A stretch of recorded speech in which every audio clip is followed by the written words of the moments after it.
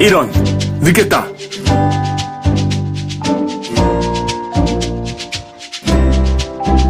안녕하세요.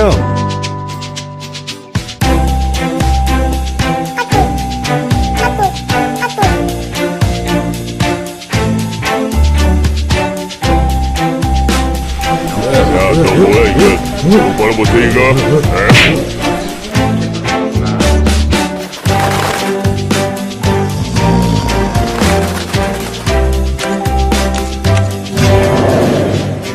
뭐야, 이건 예배가 아니잖아!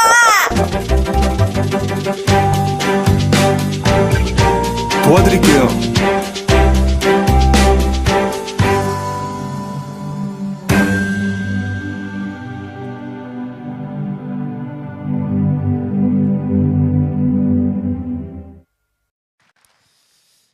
안녕하세요.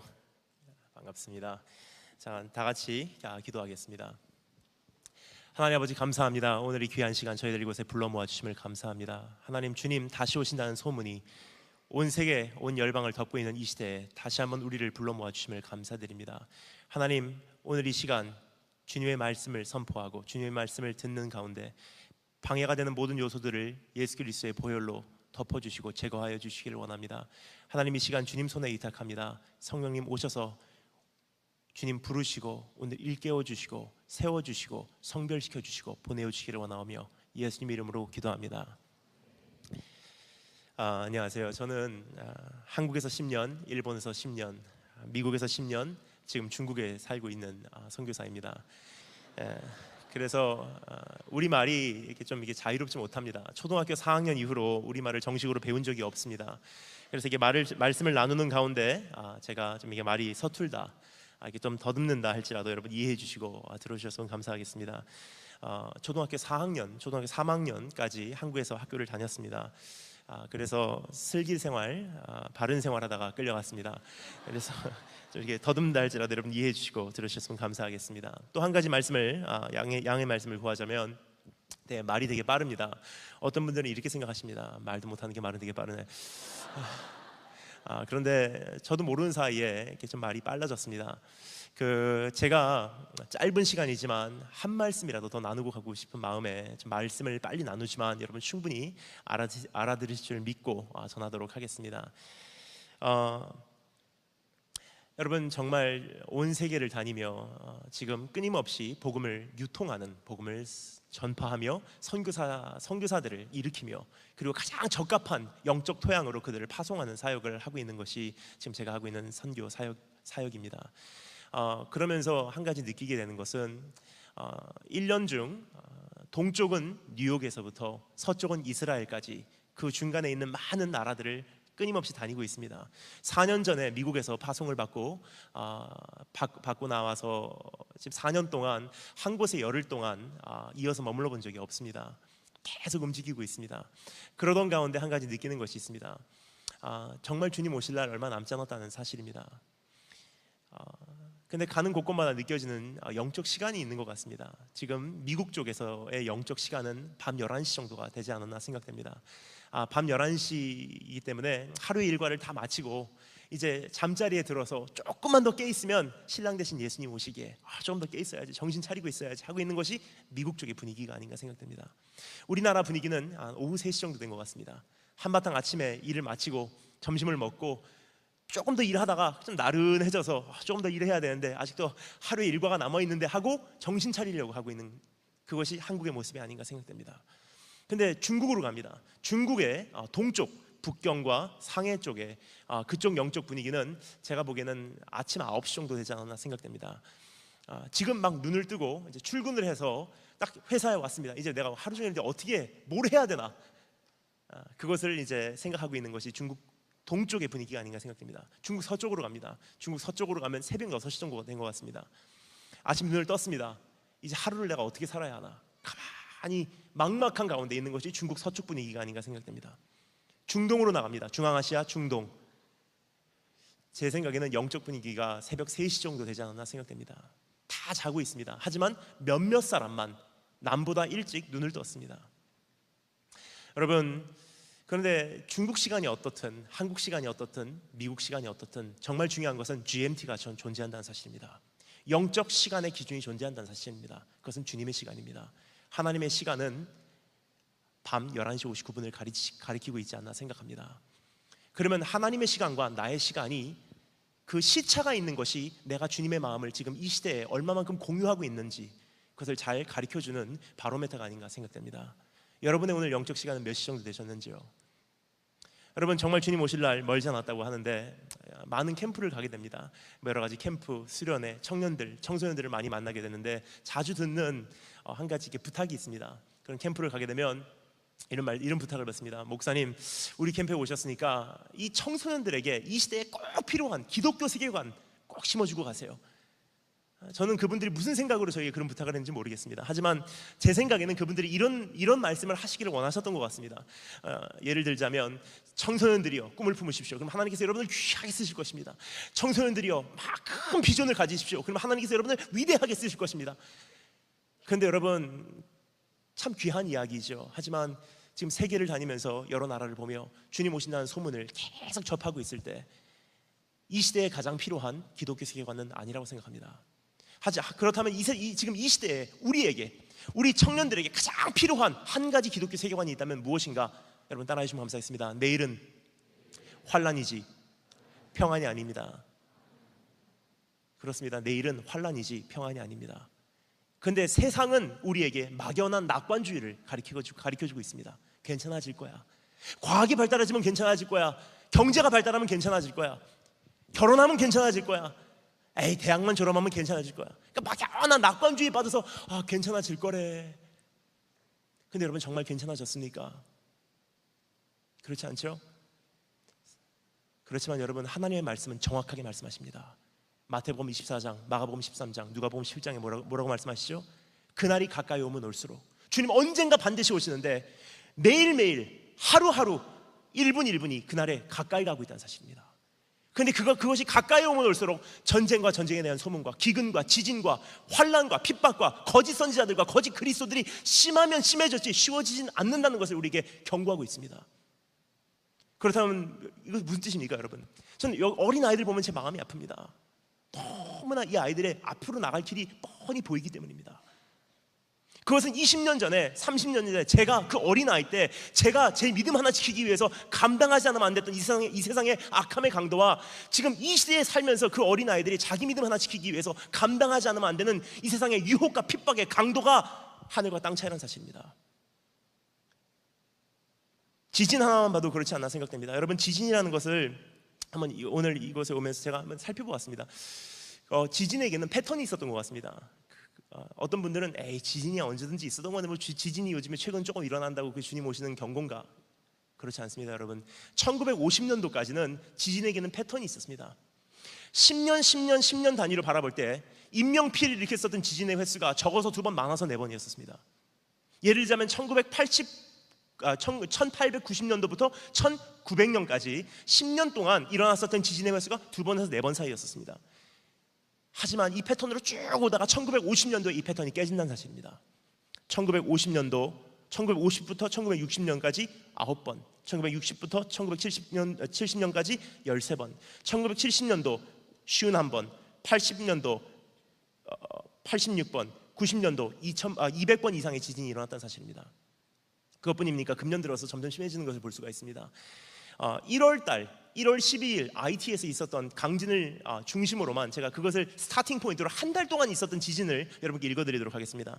너무나 많기 때문에 지금까지 있었던 지진이 너무나 많기 때문에 다 읽어드릴 수는 없고요. 한 달 동안 있었던 IT에서 지진을 시작으로 읽어드리도록 하겠습니다. 1월 10일 IT 7.0 강진 발생, 1월 14일 캘리포니아 3.0, 1월 15일 캘리포니아 4.4, 1월 16일 베네수엘라 해안 5.6, 1월 16일 이란 4.9, 1월 17일 그 다음 날입니다. 이란 4.1, 1월 17일 중국 구이주의성 3.4, 1월 18일 아르헨티나 6.3, 1월 19일 그리스 서부 5.2, 1월 19일 카리프에 5.8, 1월 20일 과테말라 멕시코 국경선에서 6.5, 1월 25일 IT 여진 발생, 1월 25일 솔로몬 제도 5.6, 1월 25일 남태평양 바누아투 5.4, 1월 25일 중국 산서성 운성치 4.5, 1월 26일 수마트라성 5.4, 1월 26일 경북 상주 2.1, 1월 31일 스촨성 5.2, 2월 1일 제주도 서귀포 동쪽 해역에서 2.3, 2.4 하루에 2번 일어납니다. 2월 2일 파푸아니기니아 캘리포니아 앞바다 2.2, 2월 4일 제주도 2.6, 2월 5일 캘리포니아 6.0, 2월 7일 캐나다 3.2, 2월 7일 대만 6.3, 2월 8일 대만 6.6, 2월 9일 대한민국 수도권 시흥 쪽에서 3.0, 2월 9일 멕시코 5.7, 2월 10일 미국 일리노이주에서 3.8, 2월 10일 인도네시아 발리섬에서 6.6, 2월 13일 통가 6.3, 2월 13일 큐바 5.4, 2월 13일 아르헨티나 5.6, 2월 13일 대한민국 울산 3.2. 여러분 이것이 정상이라고 생각하십니까? 5월달 한 달 동안 일어났었던 지진의 횟수가 270번입니다. 여러분 이러한 징조들이 있는데 우리는 이제 어떻게 살아야 할까? 여러분 지금 엄청난 기적 속에 살고 있는데도 우리가 그것을 느끼지 못하고 있습니다. 어떤 기적입니까? IMF가 일어났었죠, 한국에 옛날에. 근데 IMF 때 어떤 일이 일어났죠? 아파트에서 뛰어내리고 가정이 산산조각나고 사회가 뒤집어지고 끝나는 줄 알았어요. 그런데 더 정말 위대한 것은 그때하고 비교해서 지금 우리가 살고 있는 이 시대가 더 힘든 경제 위기가 아닌가 생각됩니다. 1년에 원유값이 수배가 올랐다는 것은 역사상 있었던 적이 없습니다. 그렇게 힘든 경제 위기 속에 우리가 지금 살고 있음에도 불구하고 IMF 때보다 비교해서 더 힘들다고는 생각 안 하고 있습니다. 이 자체가 기적이 아닌가 생각됩니다. 왜 그럴까요? 왜 이것이 더 힘들다고 생각 안 할까요? 그 이유는 이미 IMF 때 금융파동이 대한민국 안에서 일어났을 때 이미 IMF 때 사회적인, 기업적인, 가정적인, 경제적인 구조 조정을 다 맞춰놨기 때문에 지금 견딜만 하다는 사실입니다. 그렇습니다. 내일은 환란이지 평안이 아닙니다. 그렇다면 주님 오실 그날까지 이제 오늘 우리가 주님과 나와의 구조 조정을 해놓고 주님과 나와의 친밀함의 구조 조정, 주님과 나와의 신앙의 구조 조정, 주님과 나와의 선교 방침의 구조 조정, 주님과 나와의 사명의 구조 조정을 오늘 해놓으면 내일 감당할 만하다는 사실이에요. 자, 그렇다면 오늘 이 시대에 선교사로서, 청년으로서, 복음을 소유한 자로서 내가 어떻게 살아야 하나?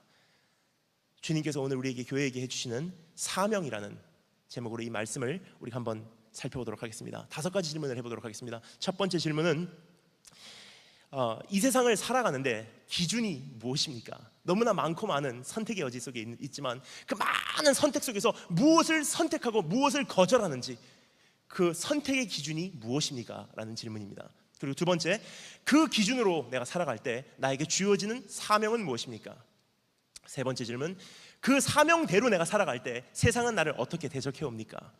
그리고 네 번째, 그러한 세상 속에서 나는 이 사명을 어떻게 감당해야만 합니까?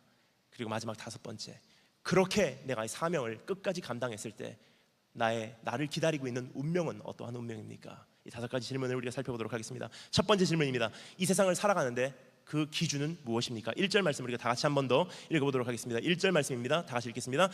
하나님 앞과 산자와 죽은 자를 심판하실 그리스도 예수 앞에서 그의 나타나실 것과 그의 나라를 두고 엄히 명하노니.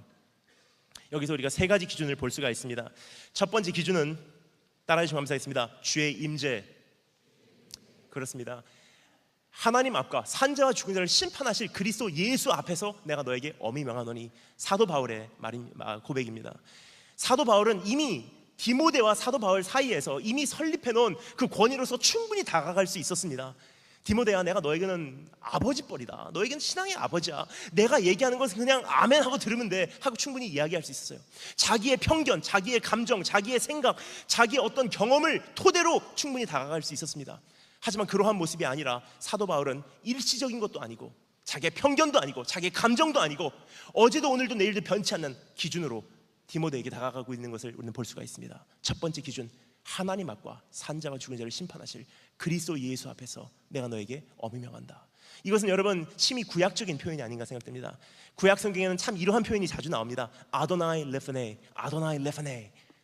아도나이 레프네라는 무슨 뜻입니까? 아도나이라는 것은 여호와 하나님을 가리키죠. 르라는 것은 영어의 in입니다. inside. 페네이라는 것은 무슨 뜻입니까? 페니엘 할 때 얼굴이라는 뜻이죠. 아도나이 레프네이라는 것은 in the face of the Lord.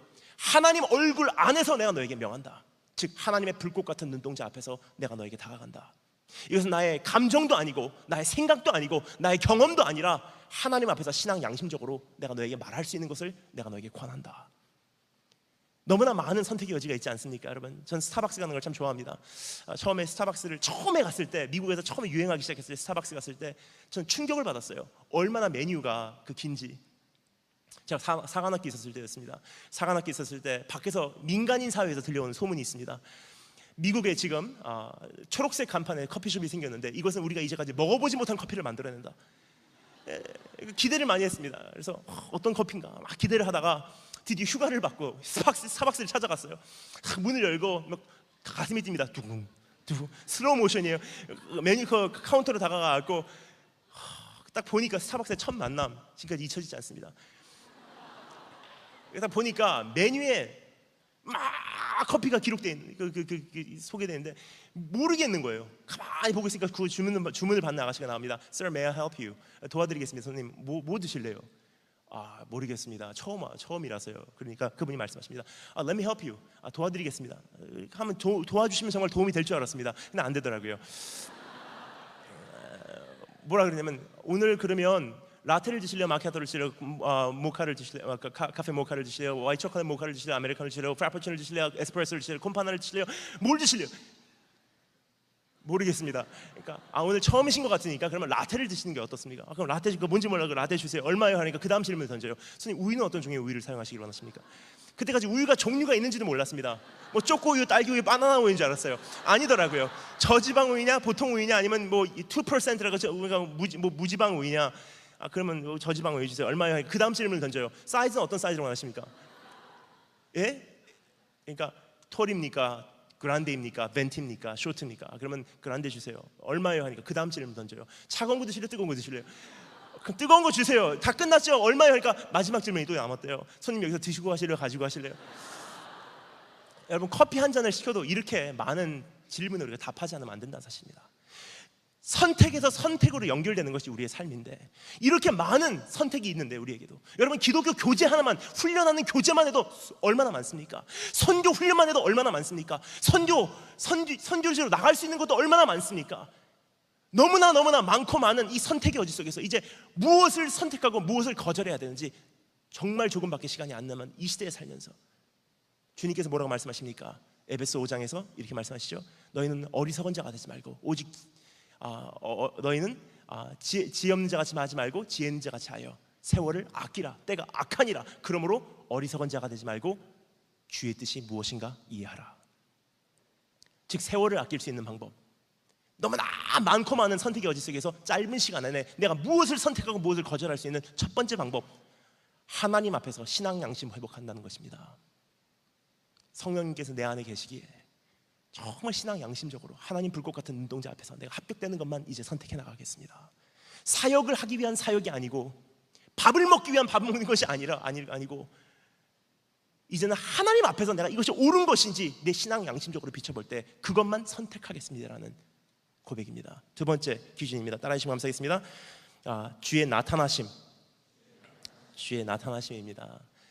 여기서 주의 나타나실 것을 두고 너에게 엄히 명하노니. 근데 여기서 말하는 나타나심이라는 단어는 막연한 단어가 아닙니다. 우리말로 그냥 주의 나타나실 것 그러면 우리가 보통 무슨 생각을 합니까? 하나님 내 꿈속에 나타나 주시옵소서, 하나님 내 기도 속에 나타나 주시옵소서, 그냥 막연한 나타나심을 생각합니다. 하지만 여기서 말하고 있는 나타나심이라는 것은 특종 단어를 사용하고 있습니다. 에피파네아라는 단어입니다. 헬라어입니다. 에피파네아라는 단어는 성경에 6번밖에 나오지 않는 단어입니다. 그 중에 5번은 예수 그리스도의 재림을 향해서 말하고 있는 단어입니다. 즉 오늘 내가 너에게, 디모데야, 내가 너에게 다가간다. 신앙 양심으로 너에게 다가간다. 그리고 예수 그리스도의 재림을 기준으로 너에게 다가가노니, 예수님의 재림을 이룰 수 있는 그 기준이 되는 것, 그것을 선택해라는 뜻입니다. 여러분, 우리의 소원은 한 가지밖에 없지 않나 생각합니다. 이것이 우리의 소망, 유일한 소망이요, 산 소망이 아닌가 생각됩니다. 그것은 무엇입니까? 주님이 세상에 다시 오시는 거예요. 저는 그날이 얼마나 기다려지는지 모릅니다. 선교 활동을 해도 그것을 위해서 하고 있습니다. 한 사람을 전도해도 이 사람을 통해서 땅끝까지 복음이 들어가므로 주님 오시는 것을 위해서 전도하고 있다는 사실이에요. 오늘 말씀을 선포해도 그냥 말씀을 증거하기 위한 말씀이 아니라 이 말씀을 증거함으로써 하루라도 빨리 땅까지 복음이 들어가므로 주님의 재림을 앞당기기 위해서 오늘 강단에 섰다는 사실입니다. 오늘 나의 24시간이라는 시간, 오늘 나의 모든 쓰여지는 물질, 나의 생각과 관심이 이제 예수 그리스도의 재림을 이루어드리기 위한 여러분의 삶이 되시기를 주의 이름으로 축원합니다. 왜 그럴까요? 왜 이것만이 정말 유효한 기준이 될 수밖에 없을까요?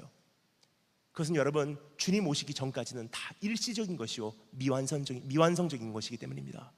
주님 오셔야지 끝나기 때문입니다. 여러분, 저는 군부대 집회를 참 좋아합니다. 사관학교 출신이다 보니까 1년 동안 많은 군부대를 다닙니다. 특별히 제가 인상 깊게 군부대 집회를 했던 곳은 논산훈련소였습니다. 논산훈련소 갔는데 거기 연무대 그 교회 남자들 머리 빡빡 깎은 사람들만 그 신종플루 때문에 마스크를 쓰고 6천 명이 앉아 있습니다. 그거는 여러분 덜덜덜 떨려요.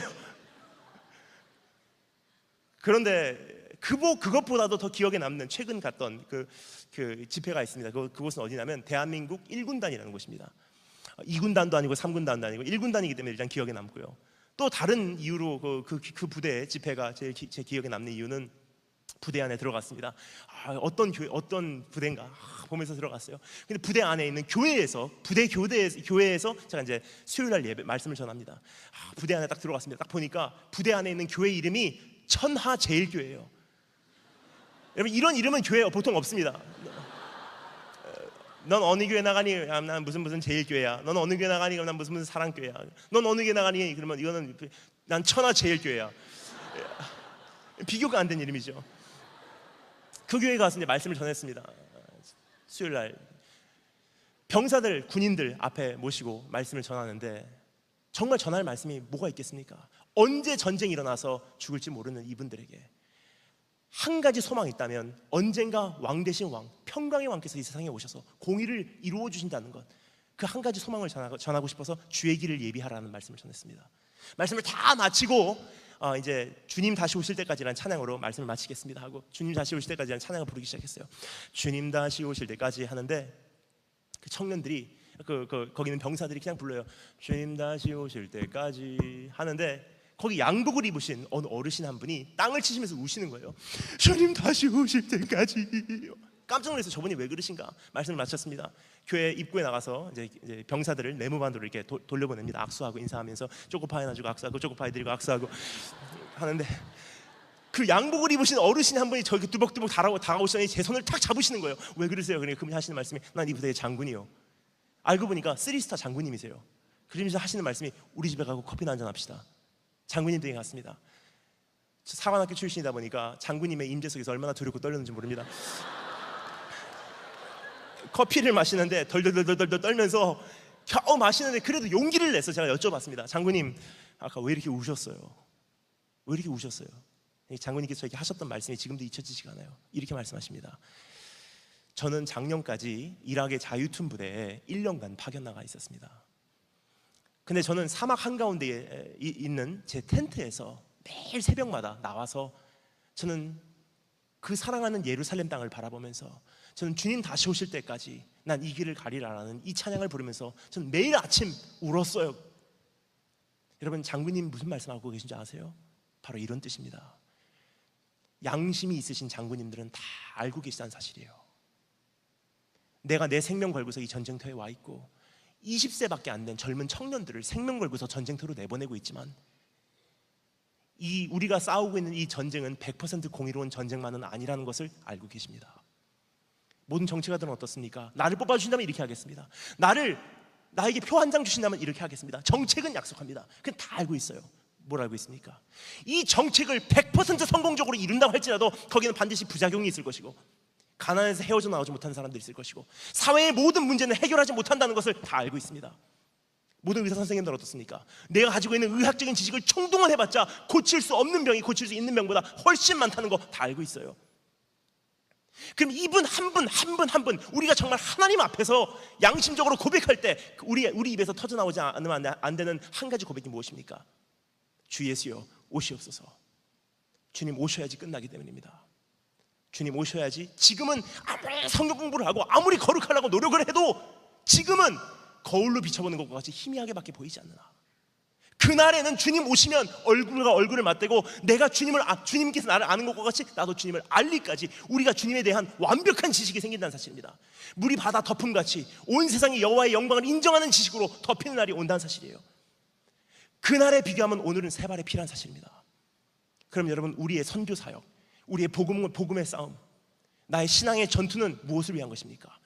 궁극적인 목적지가 있다는 사실입니다. 무엇입니까? 주님 다시 오시는 거예요. 왕의 왕으로, 평강의 왕으로, 유대의 사자로 이 세상에 오시는 것입니다. 그러면 나의 오늘의 삶이 하루라도 빨리 땅끝까지 복음이 전파되므로 우리 주님이 이 세상에 오시는 그 길을 예비하는 것과 어떠한 연관이 있냐라는 단순한 질문입니다. 그것이 두 번째 기준입니다. 세 번째 기준 따라해 주시면 감사하겠습니다. 주의 영원한 나라, 주의 임재와 주의 나타나심과 주의 영원한 나라를 두고 내가 너에게 엄히 명한다. 주의 영원한 나라라는 것은 무엇입니까? 히브리서 12장을 우리로 하여금 생각하게 하는 것입니다. 히브리서 12장에 이런 말씀이 있죠. 하나님께서 영원한 것이 영존케 되기 위하여 우리의 삶을 흔드신대요. 우리의 삶을 진동케 하사라고 성경 기록하고 있습니다. 영어로는 the shaker of the earth. 막 흔드세요. 우리의 삶을 막 흔드시면 어떻게 됩니까? 영원하지 못할 것, 인간들이 만든 것은 막 그 진동케 하심 속에서 날아가고 무너져 내리고 침을 당하고 없어진다는 사실입니다. 다 소멸돼요. 근데 끝까지 그 흔드심 속에서 끝까지 살아남는 것은 무엇입니까? 하나님께서 주신 것, 영원한 것, 내 안에 계신 예수 그리스도. 하나님께서 그래서 우리 삶을 흔드세요. 막 흔드세요. 근데 그 흔드심은 때로는 우리에게는 질병으로 다가옵니다. 사업의 어려움으로 다가옵니다. 가정의 어려움으로 다가옵니다. 근데 그것은 하나님께서 우리를 해하려 함이 아니요 우리에게 영원한 것이 무엇인지 보여주시기 위해서, 영원한 것을 빨리 알아차리고 그것을 잡으라고 주님께서 우리의 삶을 흔드신다는 사실입니다. 즉 영원한 나라를 두고 내가 너에게 엄히 명한다는 것은 이제 하나님 나라의 유효한 것을 네가 선택하라. 이 세상에서 잘 먹고 잘 살고 이 세상에서 인정받고 그런 것이 아니라 하나님 나라에 들어갈 때 그것이 유효한 것을 선택하라는 것입니다.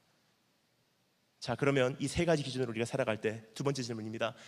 나는 어떠한 사명을 받게 됩니까? 우리가 이 두 번째 질문을 살펴보기 전에 우리가 정말 정리하지 않으면 안 되는 세 가지 단어가 있다고 생각합니다. 그 세 가지 단어는 무엇이냐면 비전이라는 단어와 사명이라는 단어와 역할이라는 단어를 우리가 한번 생각해 볼 필요가 있다고 생각합니다. 왜냐하면 이 비전이라는 단어는 너무나 기독교 용어로 많이 쓰여지고 있지만 가장 잘못 사용되어지고 있는 단어 중에 하나가 아닌가 생각됩니다. 보통 비전이라고 하면 뭐라고 얘기하죠? 어린아이에게 물어봅니다. 야, 너 커서 뭐 할래? 그러면 저는 영화 배우가 될래요. 그러면 그 꿈이 크구나 얘기하죠. 근데 그 아이가 좀 유식해져 그럼 말을 바꿔요. 그럼 너 커서 뭐 할래? 그러면 저는 주님을 위해서 영화 배우가 될래요. 그럼 뭐라 그러죠? 그건 대단한 비전이야.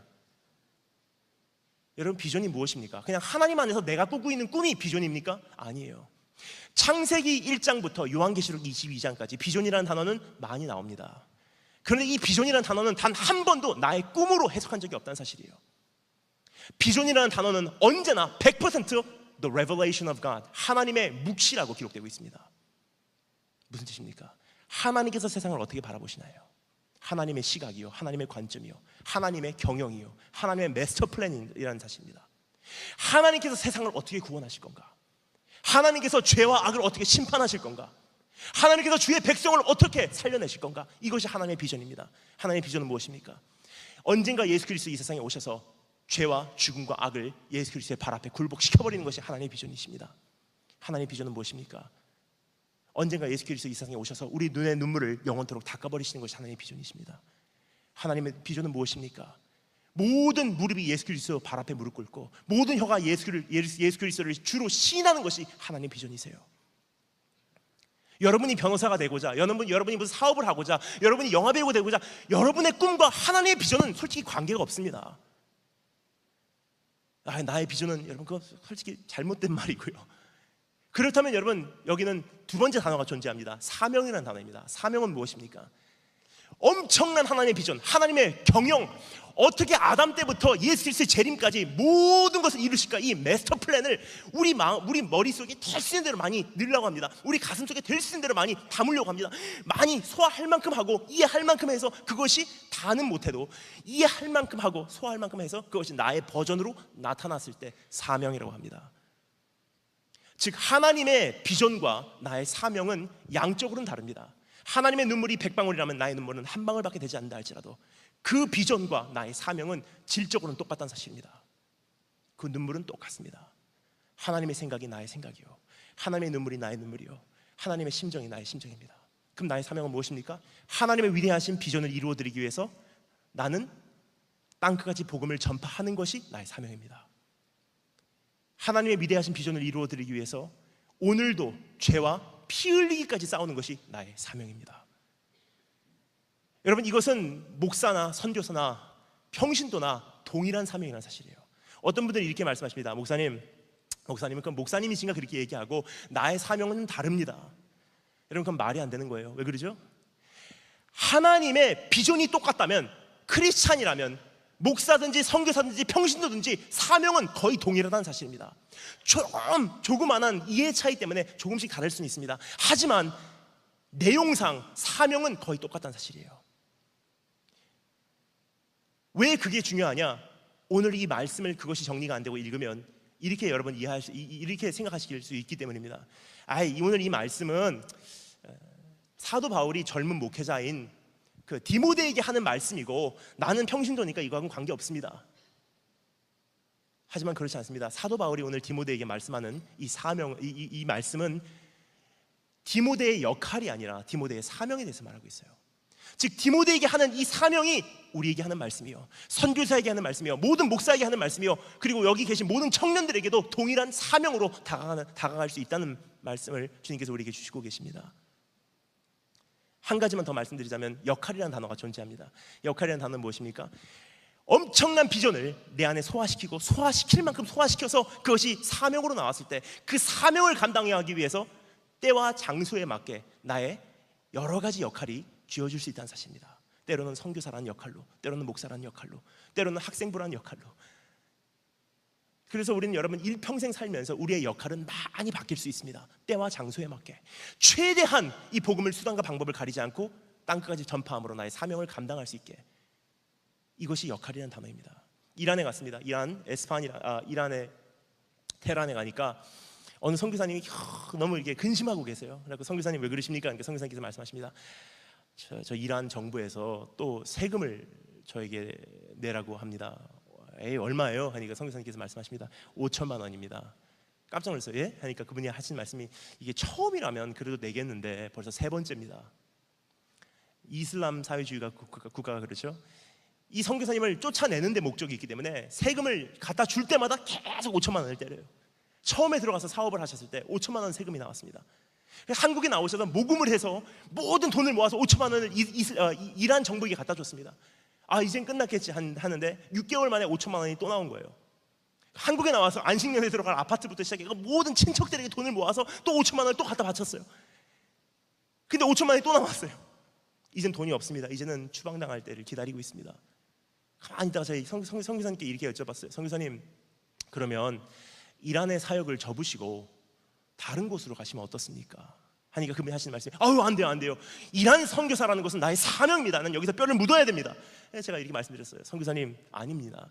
선교사님의 사명은 하나님의 비전을 이루어드리기 위한 것, 땅끝까지 복음을 전파하는 것, 수단과 방법을 가리지 않고 하나님의 뜻을 이루어드리는 것이 선교사님의 사명입니다. 하지만 선교사님의 역할은 때로는 이란 선교사로, 하지만 그 길이 막히게 되면 하나님께서 다른 길로 인도하면 시리아 선교사로, 요르단 선교사로, 이스라엘 선교사로, 다 그 길까지 막히면 한국까지 오셔서 선교 동원가라는 역할로도 선교사님의 사명을 이룸으로써 하나님의 비전을 이룰 수 있지 않습니까?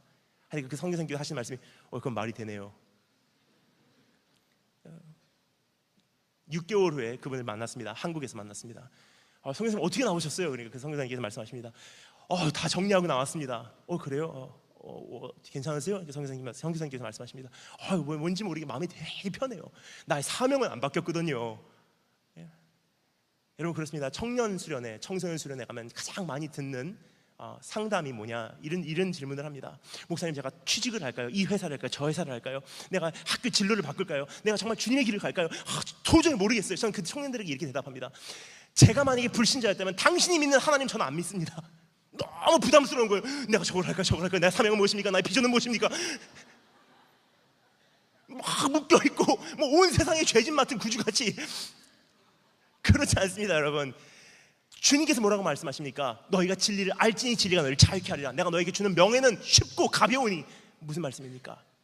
하나님의 비전은 창세기 1장부터 요한계시록 22장까지 이미 우리에게 66권이라는 책을 통해서 말씀하시고 성령님을 통해서 우리로 하여금 깨닫게 하십니다. 그것이 나에겐 사명됩니다. 그럼 사명을 이루기 위해서는 수단과 방법을 가리지 않고 그 시대에, 그때, 그 장소에 가장 맞는 역할로 충실히 살아드리는 것이 하나님께서 우리에게 주신 사명의 모습입니다.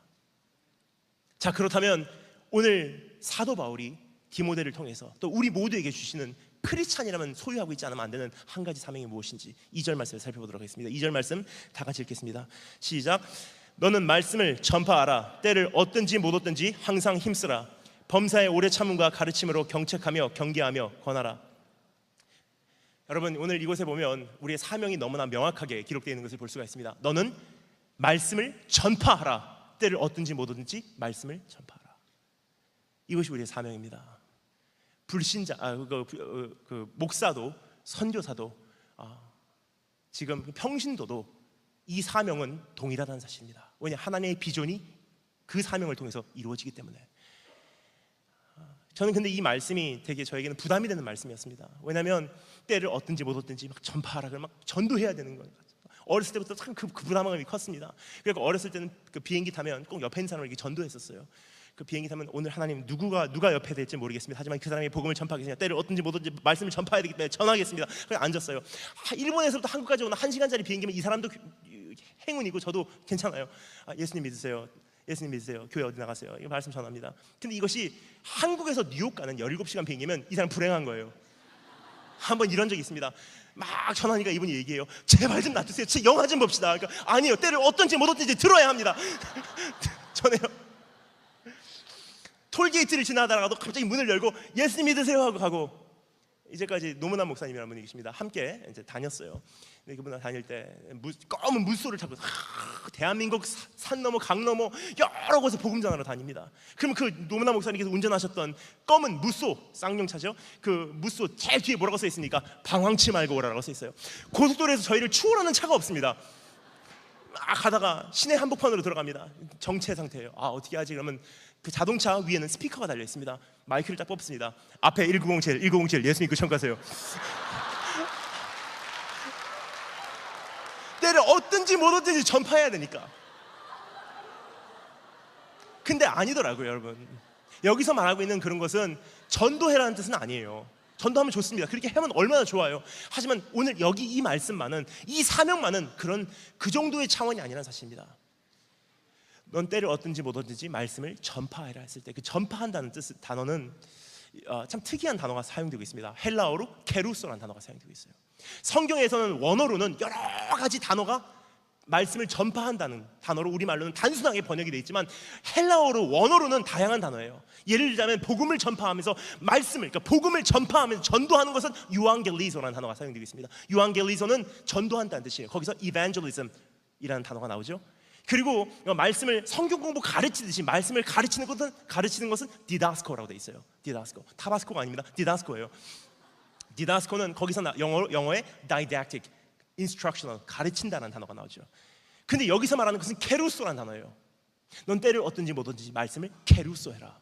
케루소는 무슨 뜻이냐? 영어의 heralding이라는 뜻입니다. herald는 무슨 뜻입니까? 바로 이런 것을 우리로 하여금 생각하게 하는 단어입니다. 옛날에 어느 성이 있었습니다. 근데 어느 왕이 엄청난 군대를 이끌고 그 성을 점령하러 막 옵니다. 막 먼지가 일어나는 것만 보여요. 성 탑에서 이렇게 보니까 막 먼지가 일어나고 있습니다. 어떻게 할까? 저 왕이 오면 어떻게 할까? 근데 앞에서 막 말 한 마리를 타고 한 명이 막 더 빨리 와요. 저 사람이 막 혼자서 뭐라고 외치고 있어요. 왕의 깃발을 든 사람이에요. 그 사람이 막 타고 오면서 뭐라고 외쳐요. 성에서 듣던 사람이 저 사람 뭐라고 그러나 들어봤어요. 이렇게 외칩니다. 항복하라, 항복하라. 왕께서 오신다. 이제 왕께서 오시면 게임 끝이다. 지금 항복하면 살려준다. 그분이 곧 오신다. 그분은 전쟁에 능한 자라. 굴복하면 살려주겠다. 이게 케루소라는 단어입니다. 이거 하는 사람을 헤럴드라 그러죠. 여러분, 오늘 주님께서 우리 크리스찬의 모두에게 주신 사명, 이 마지막 시대에 우리가 감당해야 할 사명, 그것은 무엇입니까? 이제 주의 길을 예비하라는 것입니다. 왕의 길을 예비하라. 나의 삶 속에서 왕이 오심을 선포하라는 거예요. 근데 어떤 분들이 이렇게 생각하세요. 에이, 전 주부예요. 저는 무슨 왕의 길을 예비합니까? 내가 무슨 말씀을 선포합니까? 관계없습니다. 주부라는 역할로 충분히 여러분 감당할 수 있습니다. 예를 들겠습니다. 저희 어렸을 때 제 어머니께서는 새벽기도 다녀오셔서 저와 제 여동생에게 이렇게 손을 얹고 기도를 해주셨어요. 어머니께서 새벽 예배 다녀오실 때쯤 되면은 깨어있다가도 자는 척을 합니다. 그 어머니께서 이제 제 방에 먼저 들어오실 때도 있고 여동생 방에 먼저 들어가실 때도 있어요. 그 먼저 들어가실 때 여동생 방에 먼저 들어가셔서 기도하실 때는 항상 여동생을 위해서 기도해 주는 그 기도 소리가 들렸습니다. 그게 참 부럽더라고요. 여동생 기도 제목이 훨씬 저보다도 좋은 것 같았어요. 여동생을 위해서 기도하실 때는 이렇게 기도하십니다. 하나님, 여동생 이름이 아미예요. 하나님, 우리 딸 아미는 예수님 심장에 귀를 대고서 정말 사도 요한과 같이 주님의 심장 소리를 주님의 심장 소리를 이렇게 들을 수 있는, 주님의 가장 마음 깊은 곳을 알아들을 수 있는 그런 딸로서 사용해 주기를 원합니다. 그럼 저는 나도 그런 기도 해주십시오. 어머니께서 제 방에 들어오십니다. 저에게 손을 얹으세요. 그럼 저에게 기도하시는데 저에게는 그런 기도 안 하시더라고요. 저에게는 뭐라고 기도하시냐? 하나님, 우리 아들은 세례 요한과 같이 광야에서 외치는 소리로 주의 길을 예비하는 자로서 살게 해주세요. 중학교 때부터 계속 초등학교, 중학교, 고등학교 계속 그 기도 들었어요. 대학교 그 기도 들었어요. 근데 참 희한합니다.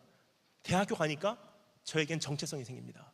나는 광야에서 외치는 소리요, 난 주의 길을 예비하는 자다. 신대원에 갔어요. 신대원에 가서도 나는 광야에서 외치는 소리다. 주의 길을 예비한다. 선교사가 돼서도 선교 사역을 하면서도 나는 광야에서 외치는 소리다. 주님의 길을 예비한다. 어떻게 이렇게 됐습니까? 그리고 지금 다니면서 너무나 많은 사람들에게 주의 길을 예비하는 사역을 하고 있지 않습니까? 왜 그렇습니까? 한 사람의 주부가 자기의 사명을 바로 깨닫고 하나님의 비전을 위해서 자기의 역할을 충실히 감당했을 때 엄청난 영향력을 끼칠 수 있는 하나님께서 귀하게 쓰시는 사역으로 이루어진다는 사실입니다. 나는 사업가이기 때문에, 난 직장인이기 때문에, 난 학생이기 때문에, 난 주부이기 때문에 관계없습니다. 그 맡겨진 장소에서 크리에이티브하게, 창의력 있게 하나님께서 여러분에게 맡겨주신 역할을, 사명을 위해서 충실히 감당하신다면 하나님께서 그것을 위대하게 들어쓰실 줄 믿습니다. 시간 관계상 더 이상은 이것은 살펴보지 않고 그 다음을 우리 살펴보도록 하겠습니다. 세 번째입니다. 그러면 우리가 이러한 사명으로 이 세상에 살아갈 때 세상은 우리를 어떻게 공격해 옵니까? 라는 질문입니다. 우리가 3절 4절 말씀을 다 같이 읽도록 하겠습니다. 3절 4절 다 같이 읽겠습니다. 시작. 때가 이르르니 사람이 바른 교훈을 받지 아니하며 귀가 가려워서 자기의 사욕을 쫓을 스승을 많이 두고 또 그 귀를 진리에서 돌이켜 허탄한 이야기를 쫓으리라. 아멘. 여기서 세상이 어떻게 변하는지 적어도 세 가지 모습을 우리에게 보여주고 있습니다. 때가 이르르니, the day will come. 바로 우리가 지금 살고 있는 시대가 바로 이것이 정말 성취되고 있는 시대가 아닌가 생각됩니다. 때가 이르르니, 첫 번째, 사람이 바른 교훈을 듣지 않는다. 그것이 지금 우리가 지금 살고 있는 시대에 볼 수 있는 그러한 모습들이 아닌가 생각됩니다. 여러분, 중고등부 수련회 한 번만 가도 이걸 피부로 느낍니다. 저는 지금까지 오병이어 청소년 캠프라는 캠프의 그 대표를 맡고 있었습니다. 그러다 보니까 전 전국을 다니면서 이렇게 어떤 분을 모실까, 어떤 분을 우리 캠프에 모시면 강사님으로 오실까 막 찾으러 다녀요. 저분은 좋을까, 저분은 어떨까. 그리고 제 안에서도 검증하고 가장 그래도 맞다고 생각하시는 분을 저희 캠프에 모십니다. 그런데도 정말 찾기 힘들더라고요. 어떤 강사님이 오셨어요. 저희 캠프 한 번 모이면 한 1200명 정도 학생들이 모이죠. 캠프에 오셔서 이제 저는 대표니까 뒤에 앉아서 다 강사님의 말씀을 들어봐요. 저분은 저런 말씀하시는구나. 첫 시간입니다. 어느 강사님이 오셨습니다. 너무 귀한 강사님이세요. 그 강사님이 오셔서 첫 시간에 우리말로 뭐라 그러죠 이걸? 일본말로 우아기를 벗으셔서 마이크에다 이렇게 걸어 놓으십니다. 그리고 이제 말씀을 시작하십니다. 첫 마디예요. 소매를 이렇게 거두시고, 얘들아, 난 너희들하고 오늘 사생결단하러 왔다. 우리 하나님의 말씀 보자. 말씀을 전하십니다. 예수님께서 나를 위해서 죽어주셨다는 사실을 선포하십니다. 우리가 지금 가야 하는 길은 좁은 문, 좁은 길이라는 사실을 선포합니다. 십자가를 지고 가기 위해서는 대가가 반드시 치루어지지 않으면 안 된다는 사실을 선포하십니다. 주님 곧 오시기에 그 길을 예비하지 않으면 안 된다는 사실을 선포하십니다. 전 뒤에 앉아서 박수를 쳤어요. 하나님 감사합니다. 저분을 우리 대한민국 땅에 주시면 감사합니다. 저분이 우리 캠프에 오시면 감사합니다. 감사합니다 하고 딱 보니까 설교 시작한 지 딱 10분 만에 아이들 문자하고 옆에 있는 사람 치고 뒤로 눕고 데리고 단체로 화장실 가고. 여기서 말하는 것은 때가 이르르니 바른 교훈을 듣지 않는다는 것은 그냥 사양한다는 뜻이 아닙니다. It's okay, it's okay. No, thank you. 영어는 일본 말로는 개코데스, 개코데스, 하이스마세. 그렇죠? 중국말로 메셔. 그 조선족 분이 하시면 기분 나쁘더라고요. 일 없습니다. 그렇죠? 사양한다. 그런 뜻이 아니에요. 여기서 말하는 것은 무슨 뜻입니까? 원어로 말하면 이 번역이 좀 잘못됐습니다. 바른 교훈을 듣지 않는다는 것이 아니라 원어로 말하면 바로 이런 뜻입니다. 때가 이르르니 사람이 진리를 견디지 못하는 날이 온다. 어느 약이 내 안에 투입됐을 때 그것이 부작용을 일으켜서 땀을 흘리고 토해내고 뒹굴고 안 맞으니까 미치겠는 거예요. 바로 그 말씀입니다. 예수님 복음 선포하면 미치겠는 거예요. 듣기 싫어서. 주님의 십자가의 길 얘기하면 막 힘들어요. 근데 여러분 힘드시죠? 열심히 사십시오. 그럼 하나님께서 복 주십니다 하면은 막 기뻐해요. 그러한 모습을 두 번째 살펴볼 수 있습니다. 두 번째, 첫 번째 진리를 견디지 못합니다. 두 번째 따라해 주시면 감사하겠습니다. 자기를 위해 말씀을 이용합니다. 오늘 이것에 보면 뭐라고 기록되어 있습니까? 귀가 가려워서 자기의 소욕을 채우기 위해 많은 스승을 두명하라고 되어 있습니다. 무슨 뜻입니까? 이제는 자기의 소욕을 채워줄 수 있는, 나의 감정을 자극시킬 수 있는 자기를 위한 스승을 자기가 선택한다는 거예요. 하나님께서 나를 선택하는 시대가 아니에요, 여러분. 이제는 내가 하나님을 선택하는 시대예요. 그렇게 돼버렸습니다. 내가 좋으면 좋은 말씀이래요. 내가 은혜 받으면 좋은 찬양이래요. 내가 좋으면 좋은 예배래요. 내가 좋으면 좋은 교회래요. 언제부터 나라는 사람이 기준이 됐습니까? 창세기부터 요한계시록까지 단 한 번도 나라는 사람이 기준이 된 적 없습니다, 여러분. 성경은 전체적으로 하나님께서 기준 되신 분이에요. 스스로 지존하신 자. 그분이 좋으시면 좋은 예배예요. 그분이 기뻐하시면 좋은 말씀입니다. 그분이 기뻐하시면 좋은 찬양이에요. 근데 나를 위해서, 내가 듣기 좋은 이야기를 듣기 위해서 많은 스승을 둔대요. 세 번째, 그리고 어떻게 됩니까? 허탄한 삶을 쫓느니라 라고 되어 있습니다. 허탄한 삶이라는 것은 무슨 뜻입니까? 허탄한 삶이 그러면 우리 생각에는 쓸데없는 삶을 쫓아갑니다. 의미가 없는 삶을 살아갑니다. 아니에요. 여기서 말하는 것은 they follow myths. 무슨 뜻입니까? 진리하고 비슷하게 생겼는데 진리가 아닌 삶을 미혹돼서 따라간다는 뜻입니다. 여러분, 진리와 비진리적인 것, 복음과 비복음적인 것, 가짜와 진짜는 거의 비슷하게 생겼습니다. 그것을 선택하고 진짜인 줄 알고 평생을 살아요. 이게 진짜 신앙이 있는 주님 앞에 갔을 때 네 신앙 좀 보자. 주님께 열어드렸어요. 주님께 보십니다. 짝퉁이네. 메이드 인 차이나. 어떻게 되겠습니까? 큰일 납니다. 이제는 이미 진리를 떠났기 때문에, 진리가 무엇인지를 모르기 때문에 자기의 소욕을 위해, 진리가 선포되면 견디지를 못하고 나의 감정에 자극되는 것, 내가 좋아하는 것만 따라갈 수밖에 없는 시대로 바뀌어버린다는 사실을 이미 하나님께서 우리에게 경고하십니다. 자, 그렇다면 이러한 세상에 살면서 나는 사명자로서 어떻게 살아야 하나? 네 번째 질문입니다. 우리 5절 말씀에서 다 같이 한 목소리로 읽어보도록 하겠습니다. 5절 말씀 다 같이 읽겠습니다. 그러나 너는 모든 일에 근신하여 고난을 받으며 전도인의 일을 하며 내 직무를 다하라. 네 가지 모습을 여기서 볼 수가 있습니다. 첫 번째 모습입니다. 따라하시면 감사하겠습니다. 근신하라. 여기서 말하는 근신하라는 것은 긴장 상태를 놓지 말라라는 것보다도 분별하라는 뜻입니다. 그러한 시대에, 그러한 세상에 너희가 살고 있지만 너는 이제 분별하라. 무엇이 진짜인지, 무엇이 가짜인지, 무엇이 복음인지, 무엇이 비복음적인 것인지, 무엇이 영원한 하나님의 나라에 대한 말씀인지, 무엇이 이 세상에서 잘 먹고 잘 살라는 말씀인지 네가 깨워서 기도하라는 거예요. 네가 깨워서 분별하라. 여러분, 너무나 비슷하게 생겼습니다. 근데 너무나 달라요. 한번 생각해 볼까요? 중고등부 수련회 가면 가장 많이 선포되는 메시지가 무엇입니까? 바로 이런 메시지예요. You can do it. 그럼 아이들 어떻게 합니까? 오, 나도 할 수 있어. 뭐라 그럽니까? 너도 할 수 있어. 김연아가 한 번의 점프를 성공하기 위해서 3,000번 넘어졌어. 너도 할 수 있어. 저 연예인 좀 봐, 이 연예인 좀 봐. 너도 할 수 있어. 너도 꿈을 꿔. 큰 비전을 가져. 그럼 하나님께서 너를 귀하게 쓰실 거야. 그럼 아이들이 흥분이 돼요. 나도 할 수 있습니다. 나도 해보겠습니다. 근데 여러분 잘 들어보세요. 이게 복음입니까? 가만히 복음하고 비슷하게 생겼는데 아니에요. 복음은 뭐라고 얘기하고 있습니까? 단 한 번도 나보고 너도 할 수 있어라고 얘기한 적 없습니다. 복음은 뭐라고 얘기하고 있어요? 너는 할 수 없어. 이 세상에 의인은 없나니 하나도 없고 깨닫는 자도 없고 하나님을 찾는 자도 없고 다 치우쳐 한 가지로 무익하게 되고 선을 행하는 자는 없나니 하나도 없도다. 모든 사람이 죄를 범하였으며 하나님의 영광에 이르지 못하더니 그러나 그리스도 예수 안에 있는 구속으로 말미암아 우리가 하나님의 은혜로 값없이 의롭다 하심을 얻은 자 되었느니라. You cannot do it, but behold the one who did it for you.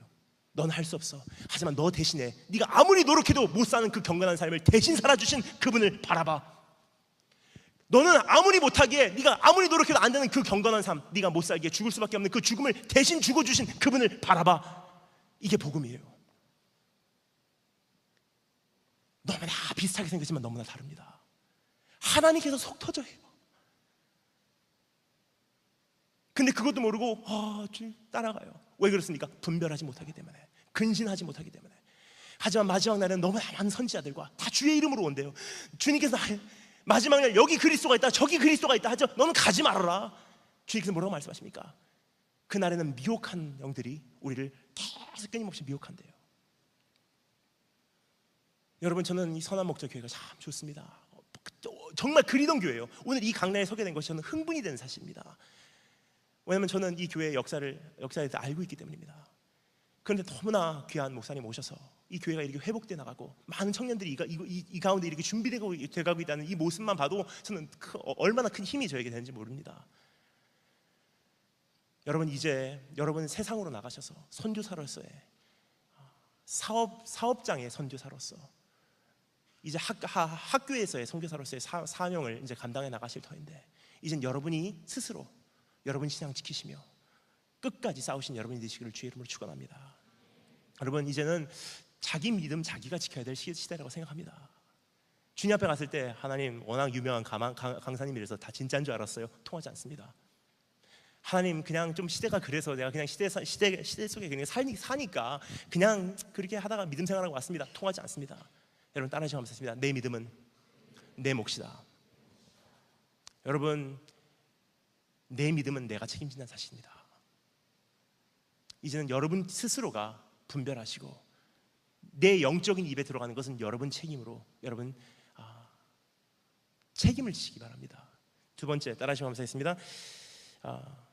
첫 번째는 근신하라. 두 번째는 고난을 받아라. 그렇습니다. 고난을 받아라.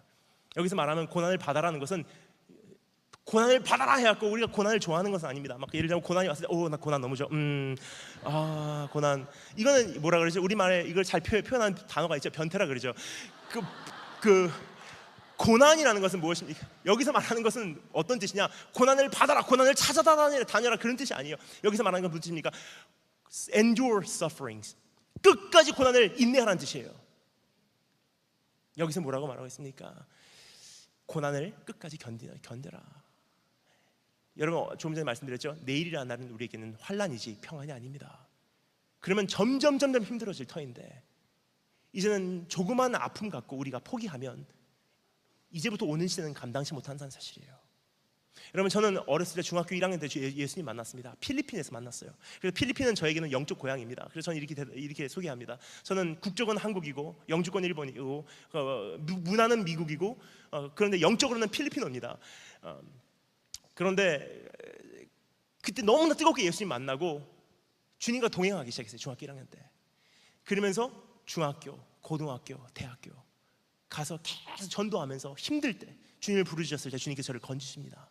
상한학교 왔을 때 너무 힘든 나머지 주여 부르시면 1초 사이에 하나님하고 저하고 수천 마디가 왔다 갔다 해요. 그때 오시는 하나님께서 저에게 주시는 음성, 내가 너를 붙들리라. 나의 의의 오른손으로 너를 붙들리라. 너를 이끌어낼 거야. 괜찮아, 견뎌. 넌 사랑받기 위해 태어난 사람이야. 엄청난 축복을 해주시고 엄청나게 견디게 해주세요.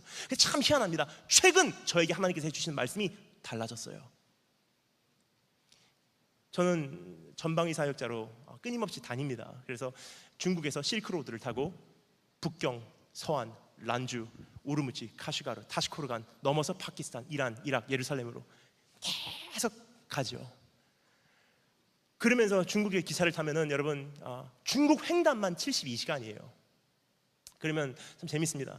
북경에서 출발합니다. 12시간 타고서 시안까지 갑니다. 서안에서 내려서 잠깐 쉬고 또 기차를 타요. 그럼 란주까지 8시간입니다. 란주에서 내려서 잠깐 쉬고 또 기차를 탑니다. 우르무시까지 24시간입니다. 란주에서 나가면서 앞에 펼쳐지는 것이 광야예요. 세계에서 두 번째 큰 사막이 어디죠? 제일 큰 사막은 사하라 사막, 두 번째 큰 사막은 타클라마칸 사막입니다. 타클라마칸 사막을 이제 출발합니다. 갑니다. 이제 란주 출발합니다. 란주 나가는구나 하면 앞에 사막이 펼쳐지기 시작해요. 사막이구나. 야, 대단하다. 사막하고 한참 있다가 라면을 한 그릇 먹고 바깥을 보니까 사막이구나 하다가 잠자기 전에 카텐을 열고서 껌껌해요. 사막이구나. 자고 일어나요. 사막이구나. 계속 그 길이에요. 그럼 타시코르간이라는 것 해발 5,000m 올라가면 입술이 찢어지고 피가 나요, 여러분.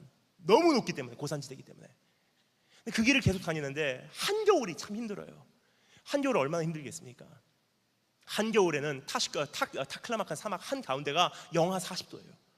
그러면 그 기차 안에가 난방이 돼 있다고 해도 얼마나 추운지 내복을 입고 거기다 내복을 또 입고 청바지 입고 털바지 입고 티셔츠 입고 긴팔 티셔츠 입고 후드티 입고 잠바 입고 모자 쓰고 장갑 끼고 양말 2컬레 신고 신발까지 신고 담요 듣고 덜덜 떨면서 자요. 그러면 밖의 온도와 외부 온도와 이 기차 안의 온도가 너무나 차이가 있기 때문에 수증기가 이렇게 내려와요. 그러면 그게 얼더라고요. 이렇게 두꺼운 고드름을 얼어요. 그렇지 않으면 머리가 섰는데 앞에서 붙어요. 이렇게 쭈그리고 자요. 4년 전에 미국에서 파송받고 나와서 계속 그렇게 한 곳에 열흘 이상 머무르지 않고 다녔습니다. 그럼 어떻게 되겠습니까? 짐 싸고 떠나고 가면서 기차에서 자고 버스에서 자고 비행기에서 자고 이렇게 자다 보니까 젊은 사람이 일말해서 죄송합니다. 한동안 걷다 보면 왼쪽 발이 송곳으로 이렇게 찔리는 것 같이 아파서 발을 못 딛겠더라고요. 그렇게 사역을 하고 북경 본부에 돌아와요. 그럼 황사 때문에 먼지가 이렇게 쌓였어요. 그래서 저를 반겨주는 사람도 없어요. 계속 근신하고 잡힐까 봐 도망다니고 때로는 너무 힘들어서 주님께 외칩니다. 하나님 너무 힘들어요. 도저히 이제 못 가겠어요. 그만두고 싶습니다. 참 희한해요. 근데 제가 중학교, 고등학교, 대학교 때만 해도 괜찮아, 내가 너를 붙들게 하셨던 하나님께서 최근 저에게 주신 음성이 좀 바뀌었어요. 이렇게 말씀하십니다. 보행자와 함께 걸어가며 이것 가지고 힘들다 하면 장차 달리는 말하고 어찌 경주하겠느냐. 보행자와 함께 걸어가며 이것 가지고 힘들다고 하면 장차 달리는 말하고 어찌 경주하겠느냐. 일어나, 아직 안 끝났어. 일어나. 하나님 힘들어요. 일어나, 아직 안 끝났어. 여러분, 우리의 믿음, 지금 대한민국 사회에 살면서 이것 가지고 힘들다고 하면 장차 오는 시대는 우리가 감당치 못한다는 사실입니다. 대학교 가서도 나의 신앙 못 지키는 것이 당연한 것으로 여겨진다면 이제부터 오는 시대는 감당치 못하는 시대가 온다는 사실이에요. 그날에는 지붕 위에 올라간 자는 내려올 생각도 하지 말아라. 밭으로 나간 자는 돌아오지도 말아라. 하나님께서 선택받은 자를 위하여 그날을 줄이지 않았다면 그날 살아남을 자가 없느니라. 내가 이 세상에 다시 올 때 믿음 있는 자를 보겠느냐. 이제는 끝까지 견디시는 여러분 되시기를 주의 이름으로 축원합니다. 세 번째, 따라해 주시면 감사하겠습니다. 재생산자로 살아라. 그렇습니다. 재생산자, 전도인 일을 하며 되어 있는데 재생산자로 살아라는 것입니다. 여러분, 우리 크리스찬은 이제는 사명을 받아들인 이상 관리인으로서의 삶을 살지 않는다는 사실입니다. 어떤 삶을 삽니까? 예수 생명이 내 안에 들어왔기에 끊임없이 재생산하는, 예수 생명을 남에게 나눠주고 나로 하여금 multiply, 번성하고 생명을 계속 퍼뜨리는 그러한 삶으로 연결되지 않으면 다시 한번 내 크리스찬 삶이, 내 안에 예수 그리스도의 삶이 있는지 재점검할 필요가 있다는 사실입니다. 그럼 마지막 네 번째, 따라해 주시면 감사하겠습니다. 모든 직무를 다하라. 그렇습니다. 근신하라, 고난을 받아라, 재생산자로 살아라, 그 다음에 모든 직무를 다하라. 그렇습니다. 주님 아직 안 오셨기에 아직 할 일 남아있다는 사실이에요. 주님 아직 안 오셨기에 우리가 아직 우리의 긴장을 풀기에는 이르다는 사실입니다. 주님 아직 안 오셨기에 나의 죄 때문에 눌려서 못하겠어요. 아직 이르다는 사실이에요. 주님 아직 안 오셨기에 나는 약해요, 나는 도저히 못하겠어요. 안 된다는 사실입니다. 주님 아직 안 오셨기에 아직도 할 일 남아있습니다. 주님 아직 안 오셨기에 용서는 유효합니다. 어떤 죄든지 다 용서받습니다. 돌아오시면 됩니다. 오늘 그 자리에서 일어나시면 됩니다. 주저앉아 있지 마시고 나 같으면 여러분 괜찮습니다. 오늘 일어나시면 됩니다. 주님 아직 안 오셨잖아요. 주님 아직 안 오셨기에 나의 모든 직무가 아직 남아있다는 사실입니다. 끝까지 싸우시며 그 모든 직무를 다 감당하신 여러분이 되시기를 주의 이름으로 축원합니다. 4년 전부터 이 메시지를 외쳤습니다. 주님 오십니다. 정말 오십니다. 주의 길을 예비합시다. 최근에 제 고백이 좀 바뀐 것 같아요. 주님께 이렇게 고백합니다. 주님, 이제는 주님 오시는 거 이 두 눈으로 못 보고는 눈 감고 못 죽겠습니다. 아마 죽어도 이렇게 죽을 것 같아요. 왜 그렇습니까? 넘어져도 일어날 수밖에 없습니다. 주님 아직 안 오셨기 때문에. 죄를 저도 털어버리고 일어날 수밖에 없어요. 하나님 용서해 주세요. 다시 한번 하겠습니다. I messed up. 실수했습니다. 다시 한번 하겠습니다. 왜 그렇습니까? 주님 아직 안 오셨기 때문에. 가야 할 길이 남아있다는 사실입니다. 함께 가신 여러분 되시기를 주의 이름으로 축원합니다. 자, 그럼 마지막으로 한 가지 질문하겠습니다. 그렇다면 이 사명을 우리가 감당하기 위해서 이러한 싸움을 하며 우리가 살아갔을 때 나를 기다리고 있는 운명은 어떠한 운명입니까? 6절부터 8절까지 마지막으로 다 같이 한 번 더 읽어보도록 하겠습니다. 다 같이 읽겠습니다. 관제와 같이 벌써 내가 부음이 되고 나의 떠날 기약이 가까웠도다. 7절 다 같이 읽겠습니다. 내가 선한 싸움을 싸우고 나의 달려갈 길을 마치고 믿음을 지켰으니 이제후로는 나를 위하여 의의 면류관이 예비되었으므로 주 곧 의로우신 재판장이 그날에 내게 주실 것이니 내게만 아니라 주의 나타나심을 사모하는 모든 자에게니라. 아멘. 그렇습니다.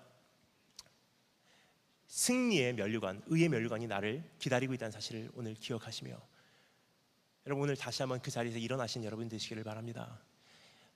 근데 한 가지만 더 말씀드리자면, 우리는 그렇게 면류관을 받을 만한 존재들은 사실 아닙니다. 내 자신을 살펴봐도 끝까지 믿음을 지킬 만한 사람도 아니고 그만한 동기도 없는 사람이에요. 솔직히 그만한 원동력도 없고 그만한 주님 앞에 충성심도 없는 사람이 우리의 원래 모습이 아닌가 생각됩니다. 우리 이 안에 가만히 보면은 끝까지 선한 싸움을 싸울 만한 사람들은 한 명도 없습니다. 이 안에 보면은 여러분 끝까지 나의 달려갈 경주를 달리는 사람도 한 명도 없습니다. 그래서 주님께서 말씀하십니다. 믿음의 주여, 우리를 온전케 하신 이인 예수를 바라보라. 바라보면 무엇이 보입니까? 2000년 전에 이 세상에 오신 그분이 보이십니다. 하늘나라에서 얘기합니다. 하나님 아버지께서 보시니까 아들아, 가만히 보니까 선한 싸움을 싸울 사람도 한 명도 없고 믿음을 칠 사람 한 명도 없고 달려갈 경주를 마칠 사람 한 명도 없다. 주님께서 말씀하십니다. 아버지, 제가 다녀올게요. 제가 마치고 오겠습니다. 제가 싸우고 오겠습니다. 제가 믿음을 지키고 오겠습니다.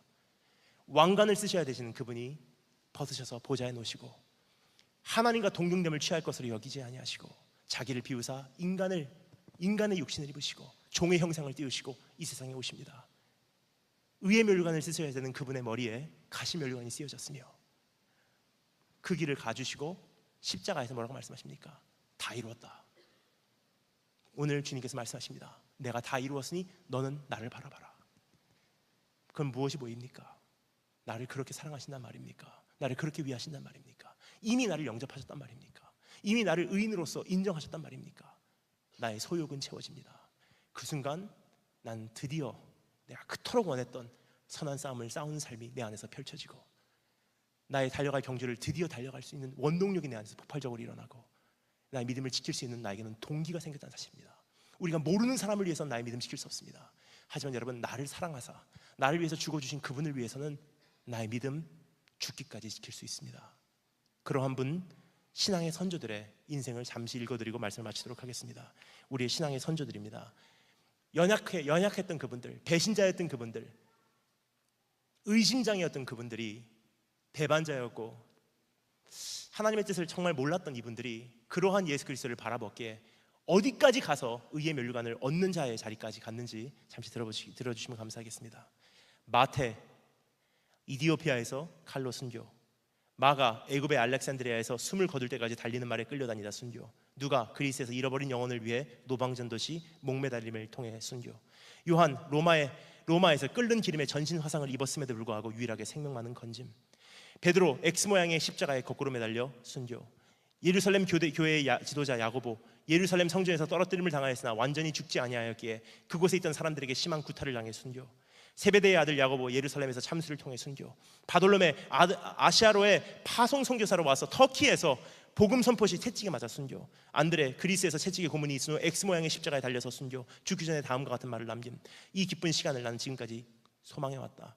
이 십자가의 죽음이란 나의 주 예수님께서 이미 거룩하게 성별해 놓으신 자리이기 때문이다. 도마, 인도 첸나이에서 창에 찔려 순교, 예수님의 형제 유다 활에 맞아 순교, 바나바 돌 던짐을 당해 순교, 빌립 십자가형으로 순교, 바울 네로 황제로 인해 고문 후 참수로 순교.